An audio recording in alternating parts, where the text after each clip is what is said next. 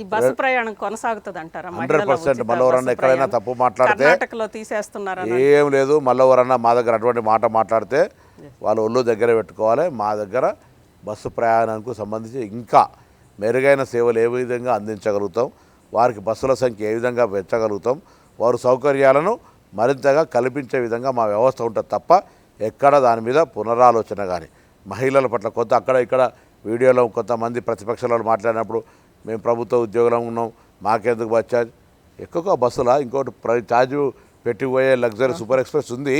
వీటి మాట మాట్లాడతారు, మళ్ళీ అదే బస్ కొరకు ఉంటారు కదా. నేను I'm not criticising them, but when you are option there is some 10% or 15% buses they are collecting fare even women.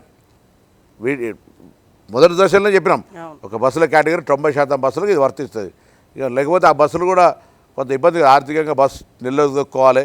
ఇప్పటికే 10 సంవత్సరాలు ఆర్టీసీని చంపేసినటువంటి ఈ ప్రభుత్వంలో ఒక బస్సు కొనలే, ఒక రిక్రూట్మెంట్ చేయలే, మొత్తం సంస్థను చంపేసి ఎన్నికల ముందట ఏదో వాళ్ళని అట్లా అనిపించి వాళ్ళు విలీనం చేస్తున్నాం లేకపోతే ఇట్లా అన్ని రకాల ట్రేడ్ యూనియన్ మూవ్మెంట్ని చంపేసి ఇవన్నీ జరిగినాయి. అందుకే మేమేమంటున్నాం, ఆర్టీసీకి సంబంధించి ఇలా ప్రభుత్వం ప్రతిదీ కంపెన్సేట్ చేసి రియంబర్స్ చేస్తుంది. అందుకే ఆర్టీసీ ఆక్యుపెన్సీ 100% దాటిపోయింది. ఆర్టీసీ లాభాల బాటలో పడ్డది. ఆపరేషనల్ నెట్వర్కింగ్లో ఇలా ప్రాఫిట్ స్టార్ట్ చేసినాము. గతంలో PF PF as a trade union subject, ఆ పిఎఫ్ డబ్బులు కూడా వాడుకున్నాయి, మళ్ళీ రిఫండ్ చేసే విధంగా కొనసాగుతున్నాయి. 2013 బాండ్స్ ఉండే అందరికీ పేమెంట్ చేసాం 280 crores. పిఆర్సీ 21% ఇచ్చినాం మా గవర్నమెంట్. కాంపెన్సేటివ్ జాబ్స్ ఇచ్చినాం. ఇలా 3000 ఉద్యోగాలు అనుమతి తీసుకొని ప్రాసెస్ జరుగుతూ ఉంది. న్యూ బస్సెస్ కొంటా ఉన్నాం, ఎలక్ట్రికల్ బస్సెస్లు వస్తూ ఉన్నాయి. ఇన్ని రకాల కార్యక్రమాలు మేము చేస్తూ ఉన్నాం. ఆర్టీసీ పునరుజ్జీవం, ప్రజల సౌకర్యం, సంస్థ పరిరక్షణ, ఉద్యోగుల భద్రత, ఇందుకు సంబంధించి కట్టుబడి ఉన్నాం. మహిళలకు సంబంధించి గౌరవంగా ఉచితంగా బస్ ప్రయాణం నిశ్చింతగా చేయండి. ప్రభుత్వం పునరాలోచన మాట లేనే లేదు లేదు లేదు అని చెప్తాను. ఇక తెలంగాణలో ఇది ప్రధానంగా నడుస్తున్నది ముఖ్యంగా ఇటు ఫోన్ ట్యాపింగ్ కానీ, కాళేశ్వరం కానీ, లేదంటే కొత్తగా కొడంగల్ కుట్ర కేసు అని అందాం మనం పేరు, ఎందుకంటే అక్కడ జరిగింది అది అని చెప్పి అంటున్నారు కదా. ఈ అన్ని విషయాల్లో కూడా యాక్చువల్గా దాంట్లో చట్టమో నిజాలు వెలికి తీయడమా మీ టార్గెట్, లేదంటే కేసీఆర్ కుటుంబాన్ని అరెస్ట్ చేయడమా? ఈ రెండిట్లో ఏది ప్రధాన టార్గెట్?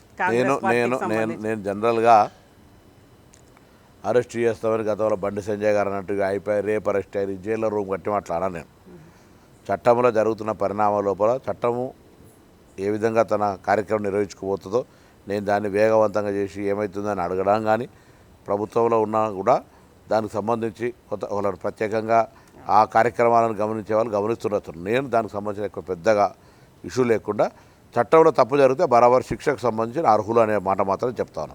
దాని తదుపరి సరే మేము రాజకీయాలు అనేది సరే ప్రతీకార రాజకీయాలు అనిపించచ్చు, వాళ్ళు చేసినవి వీళ్ళు చేస్తున్నారని అనిపించచ్చు, కానీ అది ఎవరు ఎప్పుడు ఏ ప్రజాస్వామ్యంలో అయినా ప్రతీకార రాజకీయాలు అనేటువంటిది మంచిది కాదు అనేది నా భావం, మై ఇండివిజువల్ ఒపీనియన్.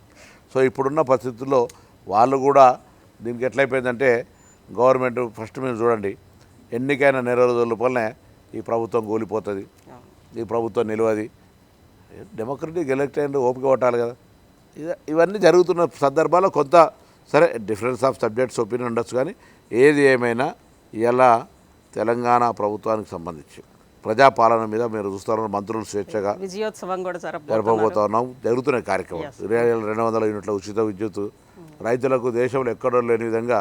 సరే 2 లక్షల పైన వాళ్ళకి బకాయి కట్టాలి కావచ్చు, డబ్బు ఉన్నటువంటి పరిస్థితి లోపల right there is a problem, but తప్పకుండా మేము అన్ని విధాలుగా ఆలోచన చేసే ప్రయత్నం చేస్తాం. పొన్నం ప్రభాకర్ గారు 2 కాంగ్రెస్ ప్రభుత్వాలని మీరు చూశారు ఉమ్మడి ఆంధ్రప్రదేశ్లో, వైఎస్ ముఖ్యమంత్రిగా, ఆ తర్వాత ముఖ్యమంత్రుల్ని కూడా చూశారు, ఈరోజు రేవంత్ రెడ్డి గారు. సరే ఆ రోజు ప్రధానంగా మీరు బాగా సన్నిహితంగా లేదా ఇన్స్పైర్ వచ్చారు, వైఎస్ రాజశేఖర రెడ్డి గారిని దగ్గరగా చూశారు, రేవంత్ రెడ్డి గారిని ఇప్పుడు చూస్తున్నారు. ఇద్దరిలో ఏంటి మీకు ఇద్దరిని కంపేర్ చేస్తే?